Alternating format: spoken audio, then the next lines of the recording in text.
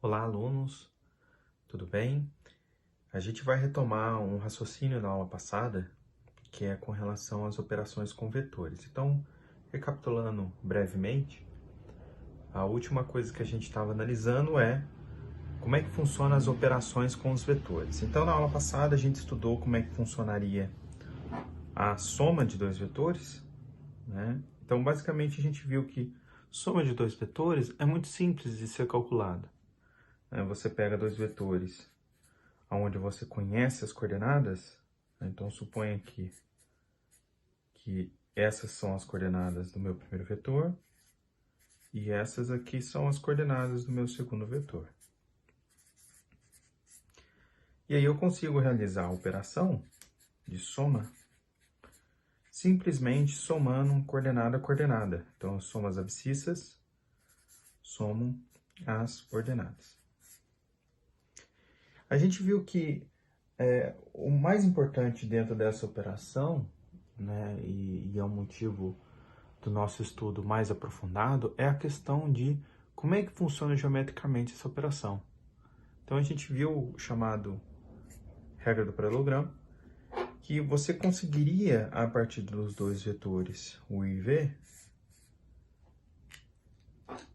já conseguir descrever como é que seria a soma. Então suponha que o meu vetor U seja esse daqui, o vetor V esse aqui. E aí a gente viu da aula passada que se você quiser saber como é que é a soma U mais V, basta você tomar a nossa segunda parcela e deslocá-la de forma que você mantenha as propriedades, módulo, sentido, direção, para que você obtenha o vetor resultante U mais V como sendo a diagonal do paralelogramo. A gente viu, inclusive, que tanto faz a ordem dessa operação da soma, né? Ela é comutativa, porque tanto faz se você desloca o V ou se você desloca o U, aqui em cima, você obtém o mesmo vetor, ok? Na aula de hoje a gente vai dar prosseguimento nessas operações e entender melhor como é que funciona um outro tipo de operação, que é a chamada multiplicação por escalar. Muita atenção aqui, porque ao contrário da soma, essa operação ela vai ter uma peculiaridade um pouquinho diferente. Né? O que eu quero dizer com isso? Na soma, a gente relacionava dois vetores, somava esses dois vetores e obtinha um terceiro vetor. Tá? Aqui na multiplicação por escalar vai ser um pouquinho diferente, porque a gente não vai pegar dois vetores, a gente vai pegar um vetor e um número real qualquer, tá? E vai relacionar esses dois elementos distintos, porque um é vetor e o outro é número real. Estou misturando coisas diferentes, né? E vou realizar essa operação para obter um terceiro vetor, tá? Então, assim como na regra na primeira operação, na soma de dois vetores, a operação em si é muito simples. Então, o que eu vou fazer? Eu vou pegar um número real, k, e vou multiplicar esse meu vetor v. Ora, esse vetor v, eu tenho as coordenadas dele, abscissa e ordenada. Então, essa operação de multiplicação por escalar vai funcionar como se fosse uma distributiva, tá? Não é exatamente uma distributiva, mas a ideia lembra muito a distributiva lá dos números reais. Como é que vai funcionar? A gente vai pegar esse número k e vai multiplicar todas as coordenadas do nosso vetor, tá? Então, como se você entrasse com o valor de k em cada uma das coordenadas. E essa vai ser a nossa operação. Vamos ver alguns exemplos. Então, o meu primeiro exemplo, eu vou considerar o meu vetor v, 3, e o vetor k sendo menos 1. Então, realizar essa operação, né, é pegar o k, multiplicar por v, eu tenho um número k, que é menos 1, eu tenho as coordenadas do meu vetor v, e aí eu realizo como se fosse uma espécie de distributiva. Ok? E entro com esse número k em todas as coordenadas do meu vetor. Então, multiplicando menos 1 na primeira coordenada, eu tenho menos 1. Multiplicando menos 1 na ordenada, eu tenho menos 3. Aqui eu vou seguir o mesmo raciocínio da aula passada, que era o seguinte. A operação é muito simples, não tem muita dificuldade. Só que eu quero saber geometricamente o que acontece com o vetor e tentar interpretar geometricamente, assim como a gente fez lá na regra do paralelogramo, como é que eu consigo realizar a operação geometricamente, sem fazer conta matemática, tá?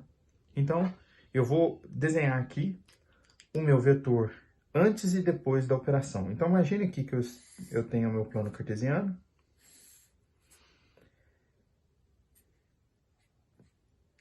E eu tenho o meu vetor V. Então, o meu vetor V, inicialmente ele foi dado aqui, ele é o vetor 1 e 3. Então, 1 e 3, né? Eu tenho a representação pontual e tenho a representação vetorial. Esse é o meu vetor V. Ao realizar a operação K, que é o número real menos 1 vezes o vetor V, eu obtive o meu vetor menos 1 e menos 3. Então, se eu for descrevê-lo, vou trocar a cor para facilitar. Aqui, ó, menos 1 e menos 3. O meu vetor passa a ser este daqui, ó. Tá? Esse é o KV. Tá? Então, a primeira coisa que eu quero que vocês notem é que o que aconteceu com o vetor? A primeira coisa é o tamanho desse vetor, né? O tamanho desse vetor antes da operação, ele se manteve igual depois da operação. Como é que a gente consegue ver que ficou igual? A gente pode fazer a conta, né? A gente já sabe calcular tamanho de vetor. Então, eu posso calcular, vou calcular aqui no cantinho, tá? Módulo de V vai ser raiz quadrada de 1 ao quadrado mais 3 ao quadrado. Isso aqui é raiz de 10. Tá? E a gente consegue calcular também o módulo de KV. A gente fez a conta, sabe quem é KV? O que muda? Só um sinal, né? E como está sendo elevado ao quadrado, tudo se torna positivo aqui. Então, o tamanho, né, o módulo desses dois vetores são iguais. Essa é a primeira propriedade do vetor que a gente estudou, né? A segunda propriedade que a gente viu é a questão da direção. Então, como é que é a história da direção? A história da direção era a angulação da reta que contém os vetores, né? Então, a angulação que aparece aqui, eu vou desenhar a reta que contém os vetores, e vocês notam que a reta contém, na verdade, os dois vetores, tá? Então, primeira coisa que eu olhei aqui, a questão do módulo, né? Quando eu olho a questão da direção, você nota que a direção não mudou, porque é a mesma reta. Por fim, né, o módulo não mudou, a direção não mudou. Então, a única coisa que sobrou aqui é a questão do sentido. Então, o que acontece aqui? No sentido, né, recapitulando aqui que é o sentido ou orientação do meu vetor, é a forma que você percorre a reta. Então, inicialmente você estava percorrendo, subindo a reta, né, subindo aqui, e agora você tá percorrendo essa reta descendo. Então, o sentido muda. Tá? Então, esse vetor é um vetor que, após a operação, não mudou o tamanho, não mudou a direção e mudou apenas o sentido. Tá? Esse vetor, ele recebe um nome especial, ele é chamado de vetor simétrico. Tá? Então, o vetor menos 1 vezes o vetor V, ou seja, eu vou denotá-lo ele assim, ó, menos V, tá? Ele é chamado vetor simétrico de V.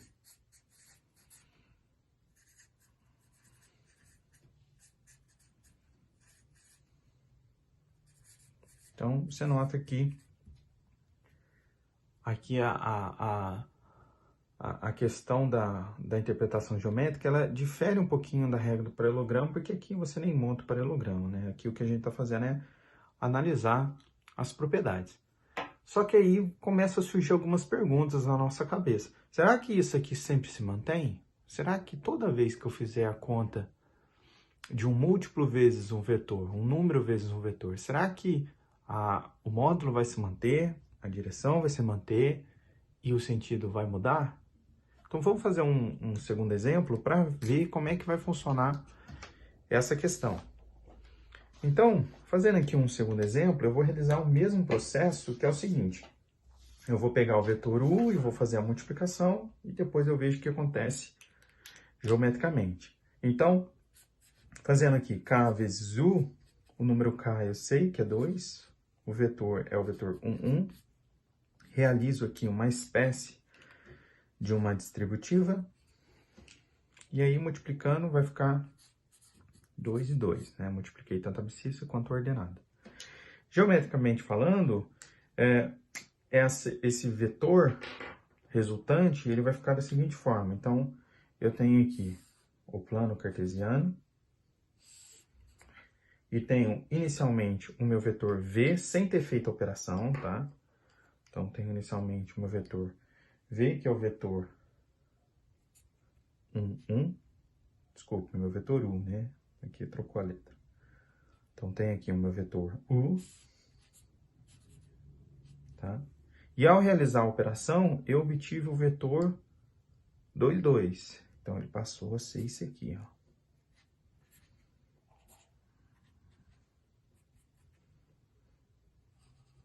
Passou a ser esse vetor aqui maior, né? Vamos dizer assim. Então, esse é o vetor KU. E aí, eu vou fazer exatamente a mesma ideia do exercício anterior. Eu quero analisar cada uma das propriedades. Então, primeira propriedade, a questão do módulo, né? A questão do módulo, nem preciso fazer a conta, né? No anterior eu fiz a conta, mas aqui nitidamente a gente percebe que depois que você faz a operação, o seu vetor aumentou de tamanho, nitidamente, não precisa nem fazer a conta, tá? Então, eu vou simplesmente dizer que o módulo muda, tá? Então, o módulo mudou, tá? Eu tô falando com relação a operação que eu fiz, né? Então, o vetor final, ele mudou em relação ao vetor inicial sem a operação, tá? Então, o módulo mudou. Vamos olhar agora a direção, né? Então, lembrando, direção. A direção é a angulação da reta, né? Está relacionado com a inclinação da reta que contém o vetor. Se eu desenhar aqui a reta, vocês notam que, de novo, os dois vetores estão dentro dessa mesma reta, logo a direção não muda, porque a inclinação da reta não mudou. Então, a direção não muda. Ok? E por fim, a questão do sentido, né? O sentido você nota que tanto o vetor antes da operação quanto depois da operação está percorrendo, né, essa reta da mesma maneira, né? Como se estivesse subindo essa reta. Então, nesse exemplo, o sentido não muda. Então, o sentido não muda. Ok? Então, você vê que aqui eu obtive um comportamento completamente distinto do exemplo anterior, né? Vamos comparar os dois exemplos? Vamos tentar chegar em algumas conclusões, tá? Então, no primeiro exemplo, a única coisa que muda foi o sentido, né? A direção e o módulo não mudou. No meu segundo exemplo, a única coisa que mudou, né, foi a questão do módulo, o tamanho, porque a direção e o sentido não mudou. Então, eu já posso tentar generalizar que sempre a minha direção, tá? Vou falar aqui primeiro da direção, ela não muda. Porque tanto no primeiro exemplo quanto no segundo exemplo, né, e eu poderia fazer aqui outros exemplos, a reta que contém o vetor sempre contém os dois vetores, tanto o vetor antes quanto depois da operação. Então, eu já vou generalizar esse conceito e já vou dizer que quando eu realizo a operação de multiplicação por escalar, eu não mudo a direção do vetor, tá? Então, de forma geral, né, a gente pode dizer algumas coisas. Primeiro, tá? Então, de forma geral, eu posso afirmar que não muda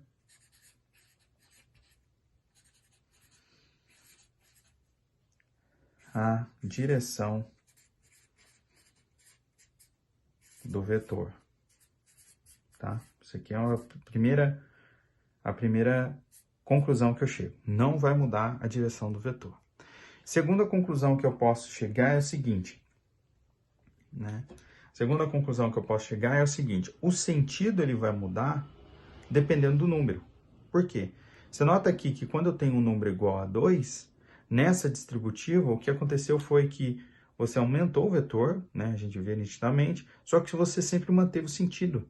Então, eu já posso tentar generalizar esse conceito e dizer que toda vez que eu multiplicar um número real e esse vetor, se esse número real ele for um número positivo, o que eu estou fazendo é sempre aumentar o vetor. Por exemplo, vamos pegar aqui o k igual a 3. Se o k fosse igual a 3, aqui na distributiva daria o meu vetor 3, 3.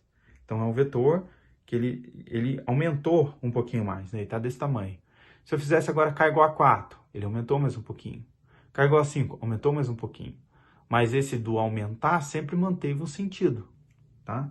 Então, eu já vou tentar generalizar e dizer o seguinte: com relação ao sentido, né? O sentido do vetor resultante, né, do k vezes u e do k vezes v no exemplo anterior, o sentido não muda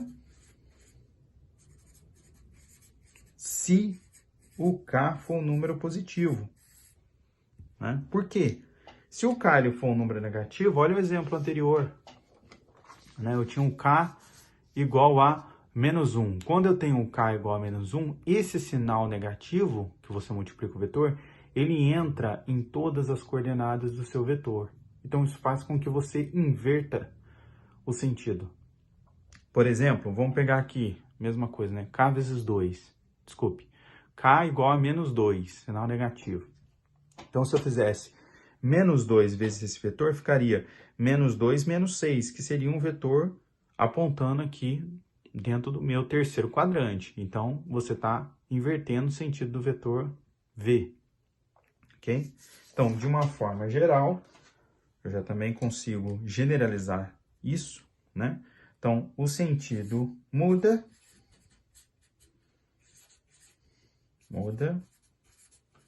se o k for negativo, né? E aí a gente viu até um exemplo, quando o k for menos 1, você obtém um simétrico. O que é o simétrico no final das contas, né? É o vetor que você... A única característica que você muda dele é o sentido, somente. A gente vai ver um vetor simétrico ainda dentro dessa aula, tá? Daqui um pouco eu comento sobre isso. Bom, e aí a única coisa que falta a gente entender melhor é a questão do módulo, né? Porque no primeiro exemplo, o módulo ele não se alterou, você teve o mesmo tamanho do vetor. Já no segundo exemplo, o tamanho nitidamente cresceu. Então, por causa do módulo ser uma propriedade quantitativa, né? Então, vamos recapitular o que a gente estudou na aula passada. A gente diz que uma propriedade é quantitativa quando você faz conta, né? E a gente diz que uma propriedade é qualitativa quando você não faz conta, que é o caso da direção do vetor e do sentido. A gente não fez conta nenhuma para descrever essas propriedades, tá? Então, já que o módulo do vetor é uma propriedade quantitativa, então a gente vai fazer conta. A pergunta que eu quero responder aqui é o seguinte: o que acontece com o vetor quando eu multiplico ele por um escalar? Isso aqui é uma pergunta, né? O que vai acontecer com esse vetor, né? O que acontece com o tamanho dele? É isso que eu quero buscar responder, tá bom? Então, isso aqui é uma pergunta. O que acontece com o vetor quando você multiplica ele, tá? Bom, eu vou supor aqui que o meu vetor V, ele tenha coordenadas aleatórias, x, y. E vou supor que o meu vetor K é um número real qualquer, tá? Então, o meu K vezes V, pela propriedade, né, a definição de multiplicação por escalar, isso aqui é Kx, Ky. Então, eu vou pegar esse vetor e vou calcular o módulo. Calculando o módulo, né, lembrando, eu coloquei duas barrinhas, duas barrinhas de cada lado, porque isso que está aqui dentro é um vetor. Que vetor? Esse aqui, né? Então, só recapitulando a aula passada, a gente bota duas barrinhas para diferenciar o módulo de um vetor do módulo de um número. Okay? Aplicando aqui a definição do módulo, a gente vai ter, então, abscissa ao quadrado é kx ao quadrado. Ordenada ao quadrado é ky ao quadrado. E aí eu extraio a raiz quadrada de todo mundo. Então, primeiro parêntese, eu tenho kx ao quadrado, então vai ficar k ao quadrado, x ao quadrado. Propriedade de números reais aqui, tá? Já que eu tenho um produto dentro do parêntese elevado à potência, cada um dos fatores fica elevado a essa potência. Mesma coisa acontece com o segundo parêntese, K2, Y2. Eu noto que nessa expressão eu tenho em comum o K, então eu posso tirar em evidência, né? Eu estou usando aqui as propriedades que a gente já estudou anteriormente. Ok? Continuando a utilizar as propriedades de números reais, né? Quando eu tenho a raiz quadrada de um produto, que é o caso aqui, eu tenho um produto, eu posso tirar a raiz quadrada de cada um dos fatores. Então, tira a raiz quadrada do primeiro fator do produto e tira a raiz quadrada do segundo fator do produto.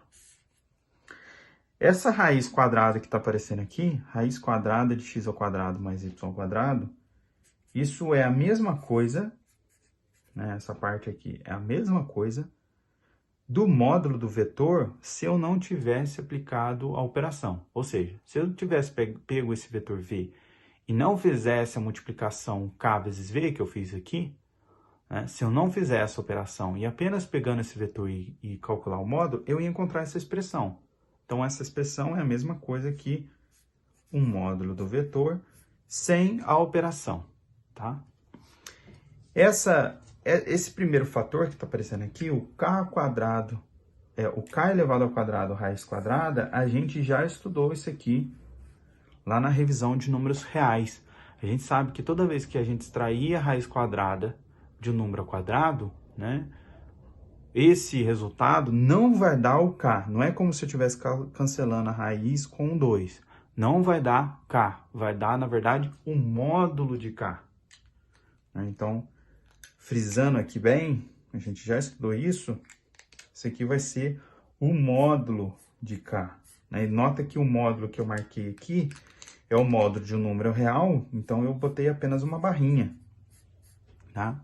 Por isso que é interessante a gente diferenciar os módulos, porque nessa expressão, né, qual expressão? A gente concluiu que o módulo lá de cima de k vezes v, isso é igual a o módulo do número k, né? Então, isso é número, ó, eu consigo distinguir o que é número e o que é vetor, vezes o módulo do vetor v, tá? O que essa expressão está me dizendo afinal? Né? A gente fez toda a conta, agora é hora de interpretar e saber o que isso quer me dizer. Vamos pensar. Ela está dizendo o seguinte, que a relação que eu tenho do módulo do vetor depois que eu faço a operação de multiplicação para escalar, a relação que eu tenho do antes e depois, né, do vetor depois que eu apliquei a operação com o vetor antes da operação, é que, já que isso aqui é tamanho, né, módulo é tamanho de vetor, isso é um tamanho, e isso também é um tamanho, eu estou dizendo com essa expressão que o tamanho do vetor depois da operação, ele é aumentado, amplificado, dependendo da minha constante, ou diminuído também, né? A gente vai ver alguns casos que você diminui o vetor. Então, o que eu estou querendo dizer? O tamanho do vetor depois da operação de multiplicação para o escalar é proporcional ao tamanho anterior. E esse proporcional, por estar em módulo, é uma proporção positiva, tá? Então, exatamente o que eu consigo ver nos exemplos anteriores. Então, por exemplo, se eu pegar esse meu vetor u e k e jogar nessa última equação que eu obtive, né, eu vou obter que, né, as letras trocaram, mas eu posso aplicar o exemplo. Então, eu vou obter que nesse exemplo, o meu vetor u, né, ou seja, o tamanho do vetor antes da operação, ele é proporcional ao vetor depois da operação. E que proporção é essa? É o próprio k em módulo, né? Se eu substituir nessa equação, eu tenho, na verdade, o dobro do tamanho. Ou seja, depois que eu apliquei a operação, eu dobrei de tamanho o meu vetor original. Aqui a gente consegue justificar por que no primeiro exemplo a gente não mudou o tamanho, porque a minha constante era -1. Então, quando eu jogo o módulo em -1, né, se eu substituir nessa expressão, eu vejo que o meu vetor v depois da minha operação é proporcional ao vetor antes da operação. E essa proporção é 1, ou seja, você não alterou, né? Se você substituir aqui por -1, você não está alterando o tamanho do vetor por causa da constante si -1. Bom, agora que a gente entendeu essas duas operações, o que vai surgir aqui agora é a ideia de combinação linear. O que é uma combinação linear? É simplesmente você pegar as duas operações soma e multiplicação para escalar, que a gente acabou de ver aqui, e calcular conjuntamente, tá? Então, isso é a combinação linear, é quando você faz soma e multiplicação para escalar. Vamos fazer aqui um exemplo. Então, imagina um exemplo onde eu tenho um vetor u, 2 e 1 e v, 1 e 2, e eu quero descobrir um terceiro vetor que é chamado vetor w. E esse vetor w, ele é escrito como uma combinação linear dos vetores anteriores. Como assim combinação linear? Eu estou fazendo aqui soma e multiplicação de vetores. Uma coisa que vocês podem observar e pode me indagar é o seguinte. Professor, como é que você está falando que você está aplicando soma e multiplicação para escalar, sendo que eu não estou vendo soma, eu estou vendo, na verdade, uma subtração? Na verdade, eu vou usar o conceito do primeiro exemplo da aula de hoje, que é o seguinte: você ter um número negativo na frente do vetor é a mesma coisa que você realizar uma multiplicação por escalar onde a constante é negativa. Tá? Então, o que eu quero dizer? Eu quero dizer que eu posso reescrever essa operação utilizando soma. Eu vou somar e esse -2 vai aparecer multiplicando na frente do meu vetor v. Porque no primeiro exemplo da aula eu vi que eu posso multiplicar um vetor negativo por um número negativo, né? Eu posso multiplicar um vetor por um número negativo. Então, realizando aqui as operações que a gente já conhece, eu vou ter 4 vezes u, que é 2, 1, mais -2 vezes o vetor v, que é 1 e 2, e aí eu realizo as espécies de distributiva, 4 vezes 2, 4 vezes 1, -2 vezes 1, -2 vezes 2, e aí vai ficar 8, 4, -2, -4. Somando agora coordenada, coordenada, né? Então, primeiramente, eu apliquei a multiplicação por escalar, espécie distributiva. E depois eu aplico a soma de dois vetores. Então, somando, eu vou ter o vetor 6 e 0. Esse é o vetor resultante, obtida através dessa combinação linear dos vetores u e v. Uma outra coisa que vai aparecer de aplicação dessa combinação linear é que agora eu posso usar o mesmo raciocínio do exemplo anterior para definir o que é subtração de vetores. Então, note que o que eu estou querendo fazer aqui é entender o que é uma subtração de dois vetores. O que é?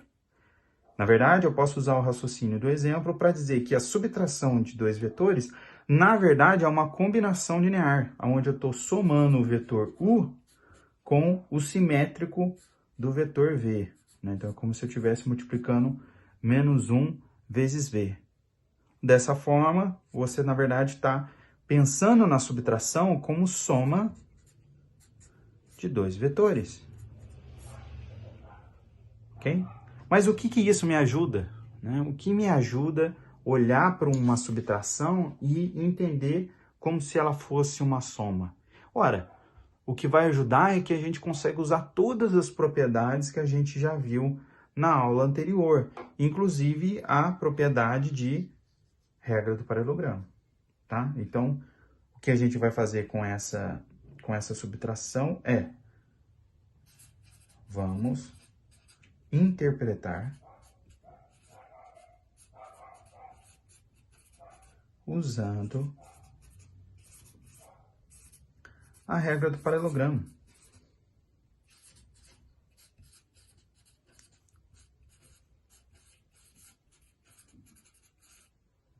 Imagine o seguinte, eu vou realizar aqui a regra do paralelogramo.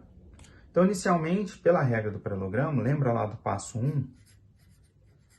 O passo 1 era você desenhar os vetores. Então, eu vou desenhar aqui o vetor U e V. Então, imagine que o vetor U, ele está aqui embaixo, e o vetor V, ele está aqui em cima. Só que pela combinação linear que eu fiz anteriormente, eu não quero somar U e V. Na verdade, eu quero somar U menos V, né? Eu quero somar U mais menos V. E quem que é o menos V? Do exemplo que a gente viu na aula de hoje, é o simétrico, né? Então, o que é o simétrico? Vou continuar aqui o passo 1 ainda, tá? Eu estou tudo no passo 1. Porque se vocês lembrarem, passo 1 é você desenhar os vetores relacionados à soma. Então, eu desenhei primeiro os vetores U e V, agora eu vou desenhar o simétrico, tá? Como é que você desenha o simétrico? Você pega a direção, que é a reta que contém os vetores, e simplesmente troca o sentido. Então, trocando o sentido, eu vou ter o vetor V aqui embaixo, ou seja, o simétrico, menos V. Fiz esse meu primeiro passo. No segundo passo, na regra do paralelogramo, né, no segundo passo, eu tenho que pegar a segunda parcela, muita atenção na ordem das parcelas, né? A segunda parcela menos V e transladá-la, usando manter as propriedades, né? Priorizando isso. Então, eu tenho o vetor U aqui, e o que eu vou fazer agora é pegar o menos V e trazer ele para que ele se inicie no U. Ele vai estar aqui. E no nosso passo 3, a gente obtém o vetor resultante. Então, estou aqui o vetor U, somei com o vetor menos V, e assim eu obtenho o meu vetor U menos V. Então, aqui já está a justificativa do porquê escrever a subtração utilizando soma, tá? Porque você consegue interpretar a subtração usando a regra que a gente já conhece. Uma outra forma de obter esse vetor U menos V, e ela é muito mais fácil, por isso que eu vou falar sobre ela, é fazendo o seguinte raciocínio. Eu quero obter esse vetor em vermelho, que eu acabei de obter, só que de uma forma mais fácil, tá? E a forma mais fácil é estudar uma equação que diz o seguinte, pode parecer meio óbvio, tá? Mas é uma equação que diz o seguinte, fazer V mais U menos V, tá? E isso é igual a U. Tá? Então, vamos por partes. Primeira parte, eu quero verificar que essa equação é verdadeira, tá? Esse é o primeiro raciocínio. Então, olha só, eu tenho o vetor V, ele vai se anular com o próprio simétrico, né? Quando você faz a soma de um vetor mais o simétrico, né, não é que dá zero, dá origem, ele se anula, tá? Olha só, se você pegar lá aquele exemplo nosso que a gente começou na aula de hoje, e se a gente fizer,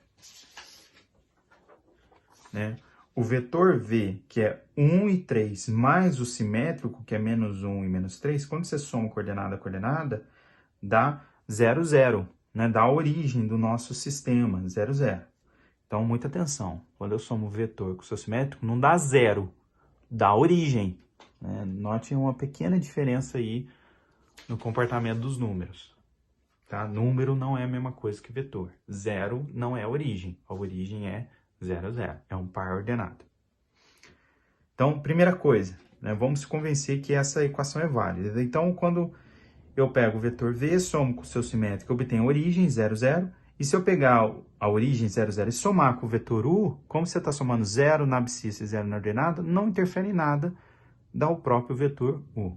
Tá? Então, o primeiro raciocínio aqui é entender a equação. É uma equação muito simples, né? Até parece redundante escrever isso aqui. Só que, como eu quero obter o vetor geometricamente, eu não estou interessado na equação algébrica, eu estou interessado na geometria, tá? Então, geometricamente, olha o que essa equação me diz.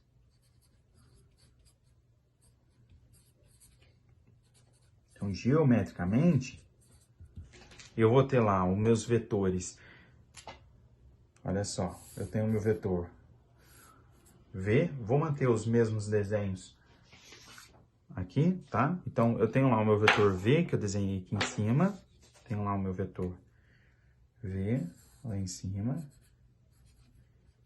E tem o meu vetor U menos V, que eu já obtive aqui embaixo, tá? Então, tem o meu vetor aqui, U menos V.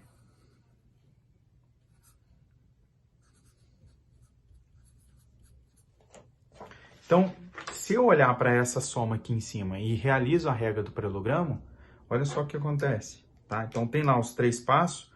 Eu já fiz o primeiro passo, que é desenhar os vetores que está relacionado na soma, tá? E já vou pular para o terceiro passo. Vou fazer o deslocamento junto no desenho, tá? Então, vamos aqui fazer o terceiro passo. Então, eu tenho aqui o meu vetor V, né? No passo 2, você desloca o vetor aqui em cima, mantendo as propriedades. Então, do passo 2, eu tenho aqui o meu vetor U menos V. E do meu passo 3, né, eu parto da origem e termino no vetor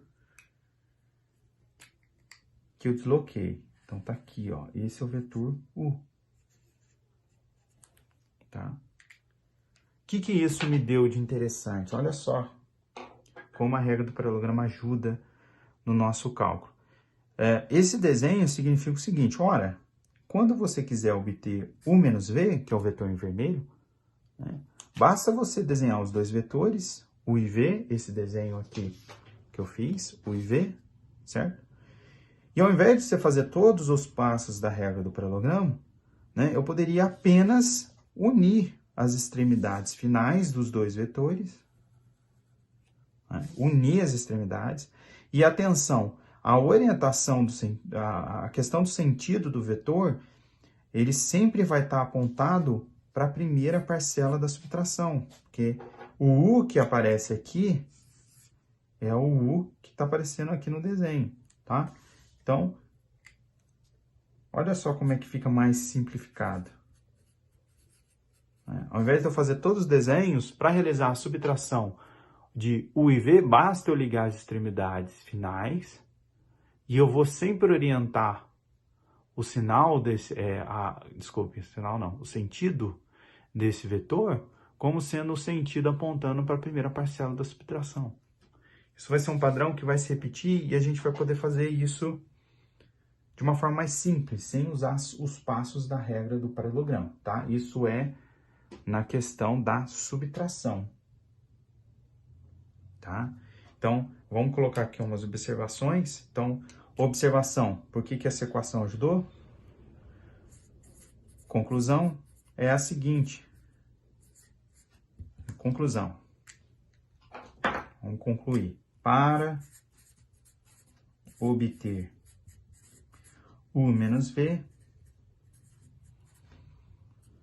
basta ligar as extremidades dos vetores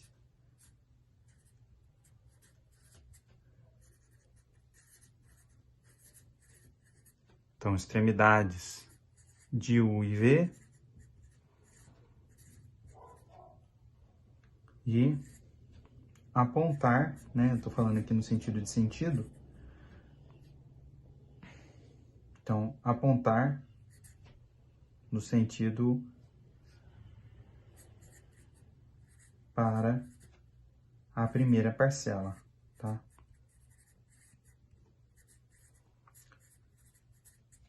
Por que eu tô falando isso da primeira parcela? Porque a gente vai ver um exemplo e eu explico melhor por que eu tô dando ênfase, tá? Então, um exemplo. Imagine que eu tenho aqui dois pontos, né? Pontos U e dois pontos aqui, A e B. E aí eu quero construir um vetor AB, tá? Esse AB, eu não falei ainda nesse curso, mas é uma notação diferente de vetor, tá? Ele significa o vetor que parte do ponto A e termina no ponto B, tá? Então, observação aqui. Então, AB denota o vetor que parte de A e termina em B. Tá? Nada. Eu não comentei isso antes porque não tem nada de novidade aqui, tá? É só uma notação diferente. Vamos fazer o desenho. Tá? Então, o desenho é o seguinte, o ponto, né, letra maiúscula, então você está denotando ponto. Daqui a pouco a gente vai desenhar os vetores também, tá? Mas inicialmente eu vou começar com os pontos. Então, eu estou aqui com o meu ponto A e o meu ponto B é esse daqui. E aí, o que eu quero encontrar é este vetor aqui, ó, o que parte do ponto A e termina no ponto B. Tá? Esse aqui é o meu vetor AB. Então, como é que eu posso obtê-lo? Eu posso usar a regra do paralelogramo aqui na subtração, né? Como assim? Você nota que o ponto A, associado a ele tem um vetor Azinho, né? Para todo elemento de R2, você tem uma representação pontual e uma representação vetorial. Mesma coisa acontece lá para o meu ponto B. Então, tem a representação vetorial. E aí, você nota que o meu vetor AB, ele é um vetor que está saindo do ponto A e terminando para o ponto B. Lembra da nossa conclusão? Vamos recapitular. Conclusão.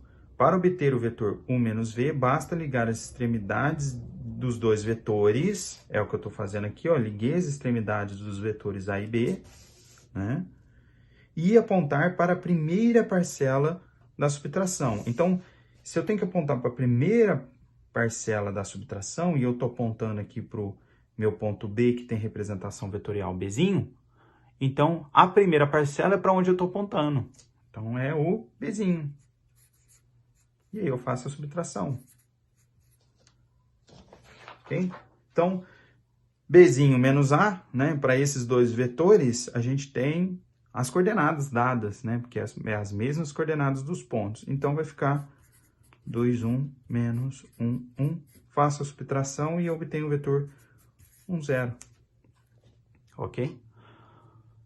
Muito simples. Não tem aqui muita complicação. Uma coisa que eu gostaria de chamar muita atenção é com relação à ordem dessa subtração, né? Você lembra lá na minha conclusão que eu falei, olha, o resultante da subtração sempre vai apontar para a primeira parcela. Então, se por acaso a gente trocasse a ordem dessa subtração, né, fizesse A menos B, né, depois a gente faz a conta, mas se eu fizesse A menos B, a primeira parcela agora é o A, não é mais o B. Então, esse vetor A menos B, ele está apontando para o meu ponto A. Ou seja, se eu desenhar esse vetor apontando para o meu ponto A, ele tem o mesmo módulo, ele tem o mesmo sentido, desculpe, a mesma direção, porque é a reta que contém aqui os dois vetores, só que o que está trocando é o sentido, porque está apontando para a primeira parcela. Né? Então, você nota que A menos B é o vetor trocado no sentido, ou seja, o simétrico. Né? A gente estudou que é assimétrico quando você troca o sentido. Então, esse é o meu BA. Né? E aí você pode fazer as operações e verificar que, de fato, é o simétrico mesmo. Olha lá, o ponto A é 1, 1, e o ponto B 2, 1. Quando você faz as contas, olha só, dá exatamente, né, esse valor aqui, este valor aqui, é exatamente o simétrico desse vetor que a gente obteve aqui anteriormente, né? Se você pegar esse vetor e multiplicar por menos 1, você obtém o de baixo. Isso são vetores simétricos, quando tem essa propriedade. Ok? Então, o que eu quis frisar com esse exemplo? Primeira coisa, a forma muito mais simplificada que você tem de obter vetores na subtração. Né? Então, geometricamente, muito mais fácil você obter ligando apenas as extremidades e orientando na primeira parcela. Esse é o primeiro ponto. Segundo ponto, eu quis mostrar para vocês que, ao contrário do que a gente estudou na soma, aqui a subtração não é comutativa. Tá? Então, tem que ter muito cuidado para não errar essa questão de comutatividade. A gente poderia pegar um desenho aqui à parte e recapitular a soma, tá? Só para ficar bem claro para vocês, gostaria de fazer esse desenho aqui, ó. Então, se eu tenho um vetor, o vetor U e V, U e V. A gente já viu na aula passada que a gente constrói lá a regra do paralelogramo. Então, aqui é o V também, aqui é o U também, tá? E a gente sabe que essa diagonal é a soma. U mais V. A gente viu que é a mesma coisa que V mais 1, que é a soma. Já na subtração, você obtém a segunda diagonal do paralelogramo, tá? Então, quando você faz U menos V, então lembrando, você liga as extremidades dos dois vetores e orienta de acordo com a primeira parcela. Então, aqui é U menos V, né? E se eu quiser fazer invertido, apontando agora para cima, a primeira parcela muda, é o V menos U, tá? Esse é o resumo das duas operações, soma e subtração.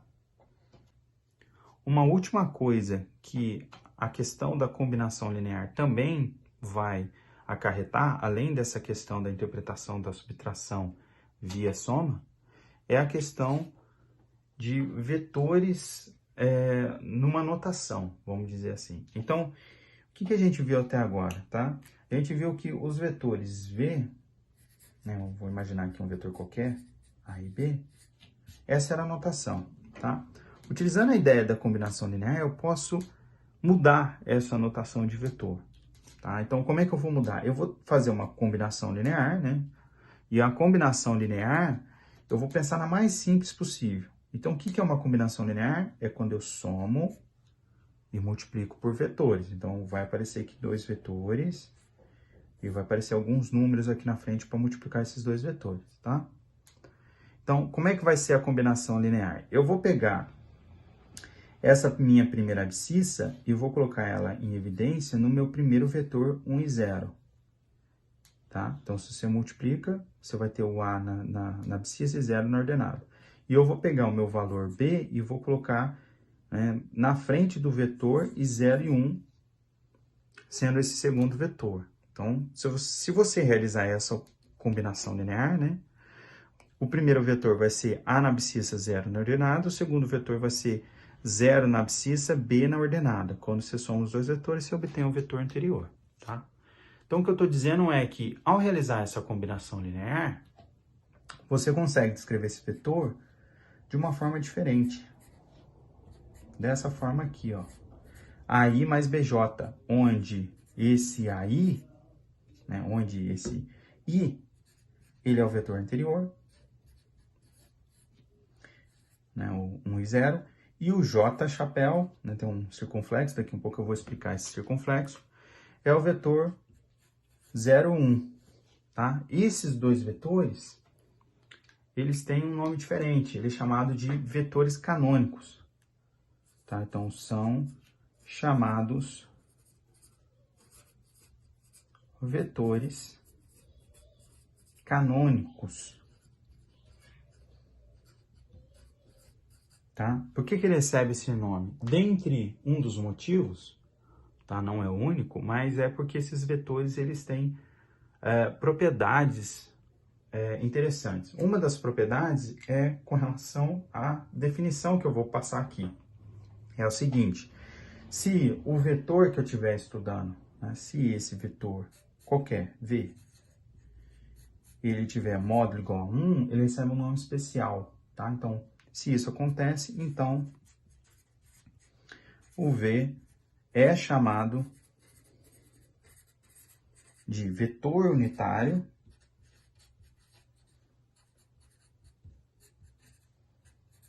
ou ainda simplesmente versor, tá? Quando eu falar versor, eu já estou dizendo que ele é um vetor unitário, tá? Chamado.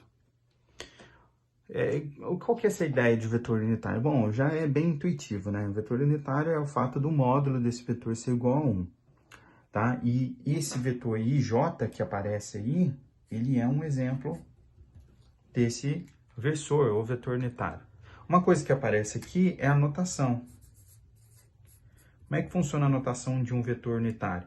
Notação de um vetor unitário é você pegar a letra desse vetor, né, o V, e colocar um circunflexo em cima. Toda vez que eu fizer isso, já fica subentendido que ele é unitário. Então, vamos fazer aqui um exemplo de alguns vetores, tá? O primeiro exemplo é o vetor I, lá de cima. Ele é o vetor 1 e 0. Quando eu calculo o módulo dele, isso dá 1, né? Vetor unitário. O J, que eu estou calculando o módulo. O J, mesma história, né? Se eu fizer o cálculo lá 0 e 1, também vai dar 1. Professor, existem só esses dois vetores? Resposta, não. Existem infinitos vetores unitários. Quer ver um exemplo? Imagina um vetor V, tá? Ele vai ser versor ou unitário, tanto faz, que seja o seguinte, ele é raiz quadrada de 2 sobre 2 na abscissa, raiz quadrada de 2 sobre 2 na ordenada, tá? Olha só como é que esse vetor é um versor. Então, raiz quadrada da abscissa ao quadrado, mais quadrada ordenada, tudo sobre a raiz. Então, vai ficar assim. Abscissa ao quadrado. Então, se você tem uma fração, o numerador e o denominador fica elevado ao quadrado. O numerador vai ser raiz quadrada de 2 ao quadrado é 2. 2 ao quadrado, 4. Ou seja, meio, né? A mesma coisa acontece com a minha ordenada. Então, meio mais meio, né, que é a mesma coisa que 2 sobre 4, né, meio mais meio é 1. E aí você tem a raiz quadrada de 1, que dá dando 1, ou seja, esse vetor V é um versor, tá bom? Vocês vão notar, principalmente quando estiver estudando física, que a notação mais comum que existe na física para vetor é exatamente essa. É usando os vetores unitários, tá? Ou os vetores canônicos, como queira dizer. Então, abrindo um livro de física qualquer, sempre vai estar lá um IJ com um circunflexo no numerador, em cima da letra, né? Então, para que serve esse circunflexo? Já é para denotar que você está trabalhando com um tipo de vetor um pouco mais especial, vamos dizer assim. Entendendo esse conceito de versor, a pergunta natural que surge é o seguinte: será que existe uma forma de você pegar um vetor qualquer V e transformar ele em versor? Então, a pergunta é no sentido de, dado um vetor qualquer, V, será que eu consigo transformar esse vetor V em um versor? Será que eu consigo relacionar esse vetor com um versor? A resposta é positiva, tá? E a operação é muito simples, não tem muita dificuldade. Como é que você faz para pegar um número, né, e transformar ele em 1? Por exemplo, se eu pegasse o número 4, como é que eu faço para pegar esse número 4 e transformar ele em 1? Uma das formas é você dividir o 4 por 4. Não seria isso? 4 dividido por 4 é 1. A mesma ideia aparece aqui. Qual que seria a forma de você transformar o vetor em um versor? Bom, uma das ideias é pegar esse vetor e dividir por ele mesmo, né? Só que aqui eu vou dividir pela norma. Isso vai transformar o seu vetor em um versor.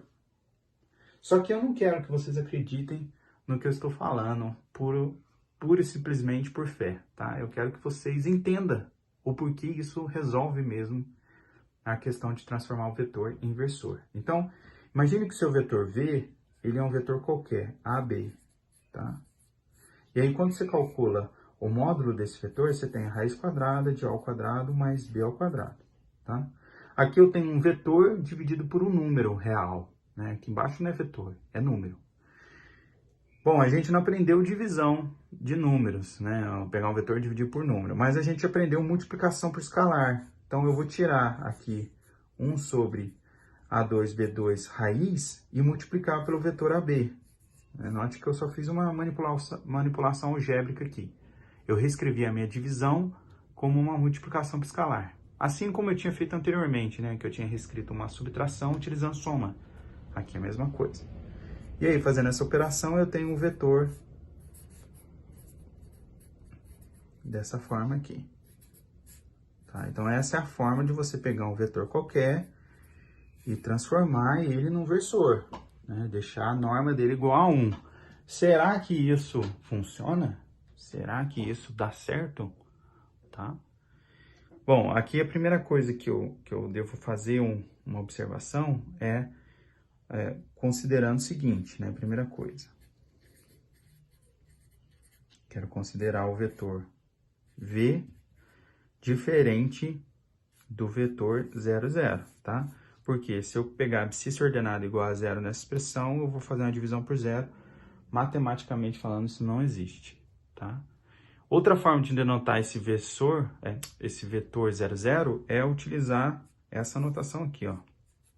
0 com uma setinha em cima, tá? Por que eu não deixo simplesmente o 0? Porque 0 é um número real. Quando eu coloco 0 com uma setinha em cima, eu estou falando do vetor nulo, que é o vetor que tem tanto o 0 na abscissa quanto o 0 no ordenado. Vetor não é a mesma coisa que número. Eu sempre vou bater nessa tecla, tá? Bom, essa é a forma, né, de você obter, a partir do vetor, né, transformar ele em um versor. Essa forma, ela recebe um nome especial. Ela é chamada de forma algébrica do vetor.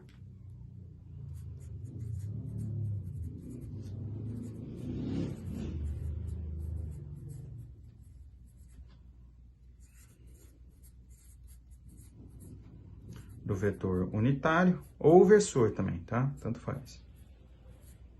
Forma algébrica do vetor unitário. Daqui um pouco eu vou explicar por que a gente chama de forma algébrica, tá? Para diferenciar da chamada forma trigonométrica. Daqui um pouco eu falo sobre isso. Antes de eu continuar, eu gostaria que vocês acreditassem que essa expressão vai funcionar, tá? Então, como é que eu vou fazer? Eu vou mostrar para vocês que realmente, toda vez que você pegar um vetor e dividir ele pela sua própria norma, ele vai se tornar um versor. Como é que a gente vai demonstrar isso, né? Verificar isso de fato? Eu vou fazer a conta, tá? Eu quero fazer a conta daquela expressão ali, ó. Eu vou mostrar para vocês que toda vez que você tirou a norma disso aqui, vai dar 1. Vai dar 1, tá? Então, recapitulando, né? Módulo de um vetor, raiz quadrada da abscissa ao quadrado, mais a ordenada ao quadrado. Olha só o que vai acontecer agora. Você tem a abscissa ao quadrado, você tem uma divisão de fração. Então, numerador ao quadrado, denominador ao quadrado. Só que o denominador é a raiz quadrada de a ao quadrado mais b ao quadrado. Então, quando elevar ao quadrado denominador, vai cancelar essa raiz. Então, vai ficar assim, ó. A ao quadrado, que é o numerador ao quadrado, no denominador cancela a raiz. Mesma coisa acontece com a ordenada. B ao quadrado, cancela a raiz. E aí você está fazendo soma de fração. Só que a soma de fração aqui é com o denominador comum, então nem precisa tirar MMC. Então basta somar numerador. Então vai ficar a ao quadrado mais b ao quadrado, dividido por a ao quadrado mais b ao quadrado. Ora, todo número dividido por ele mesmo dá 1. Então isso aqui é igual a raiz quadrada de 1. Portanto, esse é um versor, porque a norma dele é igual a 1, o tamanho. Essa vai ser a forma algébrica de utilizar o versor. E agora a gente vai dar uma olhadinha, para fechar a aula, no que seria uma forma trigonométrica do vetor. Pelo nome, a gente já tem uma intuição de como é que vai acontecer as coisas por aqui. Se a gente está falando de trigonometria, faz sentido a gente considerar um triângulo retângulo. Então, eu vou supor que o meu vetor, ele tem as coordenadas x e y, tá? Então, eu tenho lá a abscissa x, ordenada y, tá? E aí eu quero tentar reescrever esse vetor utilizando uma forma trigonométrica de versor, tá? Então, vamos recapitular o que a gente viu até aqui. A gente viu que um vetor, ele consegue se tornar um vetor qualquer, ele consegue se tornar um vetor se você dividir ele pelo módulo dele mesmo. Ele se torna unitário. Eu posso pegar essa expressão aqui, né, e passar esse módulo de vetor para o lado esquerdo da equação. Então, eu vou ter isso aqui, ó. V é igual a módulo do vetor vezes o versor, tá? Vamos deixar essa equação num cantinho ali, daqui um pouco a gente vai recapitular. Então, o que eu quero fazer? Já que eu estou usando trigonometria aqui, eu quero tentar criar um triângulo retângulo e reescrever esse vetor V usando trigonometria, tá? Então, da trigonometria, a gente sabe que, primeiro, você tem que montar um triângulo retângulo, né? Tem que ter um ângulo reto. E aí você vai ter os catetos desse triângulo. Olha só, esse cateto aqui de baixo, ele tem x unidades, porque é o x da abscissa, né? O tamanho desse cateto é x. O tamanho desse cateto aqui é o mesmo tamanho que está aparecendo aqui no eixo. Então, isso aqui vale y, né? E o tamanho da hipotenusa é o tamanho do vetor, v, é o módulo, ok? Então, o que eu vou fazer? Eu vou considerar esse ângulo aqui, eu vou chamar ele de alfa, e vou realizar trigonometria a partir daquele ângulo alfa. Realizando a trigonometria, eu estou querendo estudar como é que funcionam as relações de seno e cosseno, tá? Então, para quem não lembra, a gente define o seno de um ângulo como sendo o cateto oposto sobre a hipotenusa, né? Então, quem é o cateto oposto ao ângulo alfa? É y. Quem é a hipotenusa? É sempre oposta ao ângulo reto, a hipotenusa, né? É o módulo de V. Então, dessa primeira relação com o seno, eu posso pegar esse módulo de V e fazer a mesma coisa que eu fiz na expressão anterior. Eu vou jogar do lado esquerdo da equação para obter y é igual a módulo de V vezes o seno do ângulo alfa, tá? Esse é o primeiro raciocínio. Vou realizar agora a mesma coisa, só que agora para outra relação, a relação do cosseno.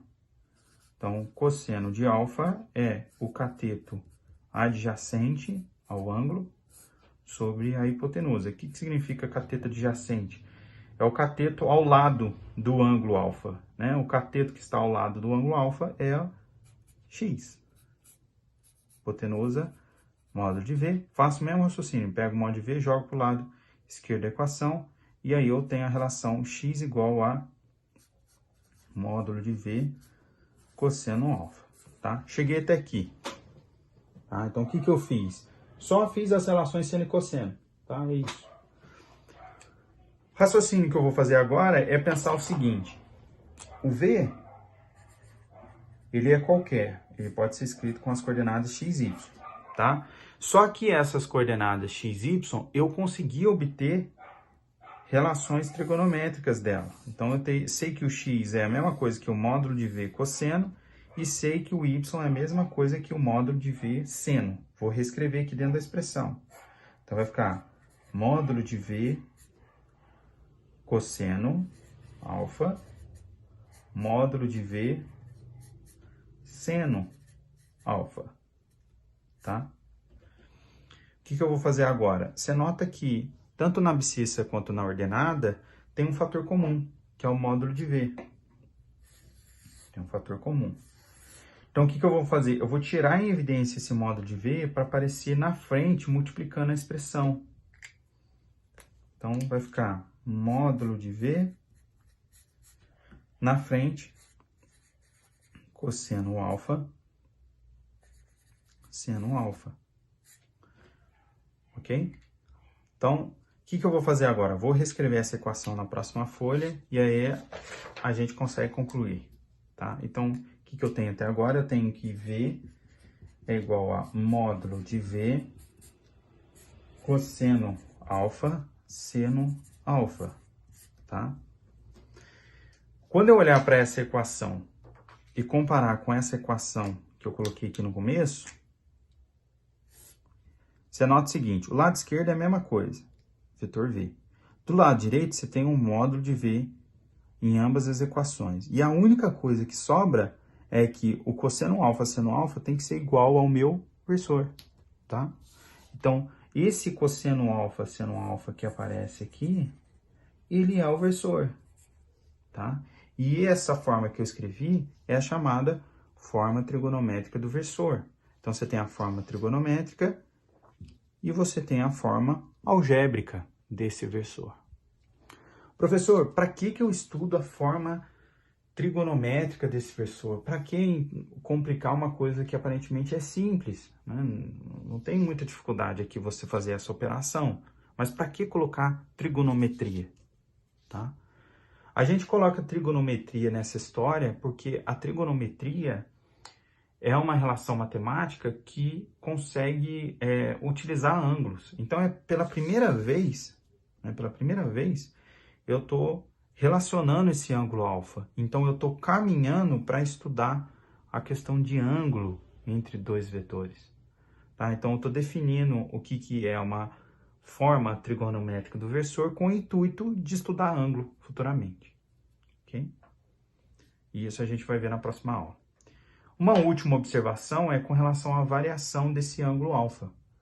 Então, inicialmente, como você quer determinar uma forma trigonométrica para um vetor qualquer, eu tenho que imaginar que esse vetor V ele pode estar em qualquer quadrante. Tá? Então, ele pode estar no primeiro quadrante, ele pode estar no segundo quadrante, ele pode estar no terceiro quadrante, ele pode estar no último e quarto quadrante.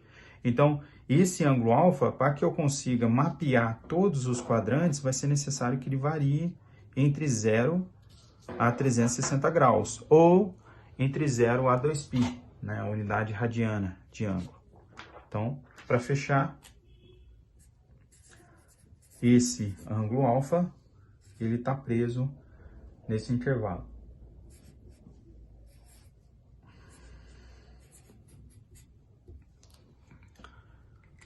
Perfeito.